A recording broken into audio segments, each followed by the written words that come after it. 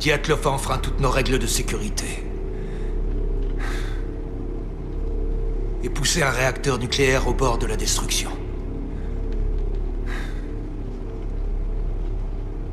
Il a fait tout ça en pensant qu'il avait une sécurité en réserve, la Z5. Un simple bouton qui arrête le processus, mais dans les circonstances qu'il avait créées, il n'avait plus de sécurité.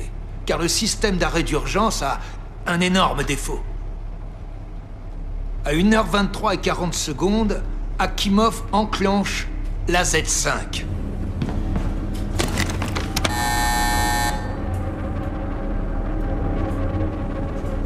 Toutes les barres de contrôle qui avaient été retirées ont commencé à retourner dans le réacteur.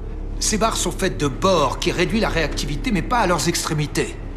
Leurs extrémités sont faites de graphite qui accélère la réactivité. Pourquoi?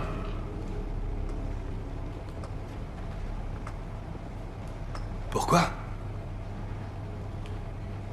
Pour la même raison que nos réacteurs n'ont pas d'enceinte de confinement autour de leur cuve, comme ça se fait à l'Ouest. Pour la même raison que nous n'utilisons pas un combustible correctement enrichi dans nos centrales. Pour la même raison que nous sommes la seule nation au monde qui fabrique des réacteurs refroidis à l'eau et modérés au graphite, avec un coefficient de vide positif. C'est moins cher.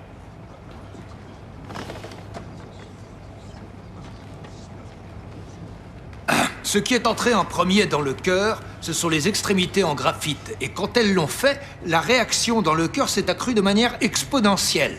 En conséquence de quoi, toutes les molécules d'eau présentes à l'état liquide se sont transformées en un nuage de vapeur qui a fait éclater toute une série de tubes de force en se dilatant. Les barres de contrôle situées à côté ne peuvent plus s'enfoncer. Les extrémités en graphite sont bloquées dans cette position, accélérant à l'infini la réaction. Le réacteur numéro 4 devient alors une gigantesque bombe. 1h23 et 42 secondes. Perevoschenko regarde en bas l'énorme couvercle d'acier du réacteur et voit alors l'impossible. Les bouchons de sécurité des tubes de force et des barres de contrôle qui pèsent 350 kg chacun font des bonds. Il court pour aller prévenir la salle de contrôle, mais il n'y a rien qu'il puisse faire pour empêcher ce qui va arriver. 1h23 et 44 secondes, la vapeur fait éclater d'autres canaux de combustible. Nous ignorons jusqu'où est montée la puissance, nous ne connaissons que son dernier relevé. Le réacteur 4, conçu pour fonctionner à 3200 MW, a finalement dépassé les 33 000.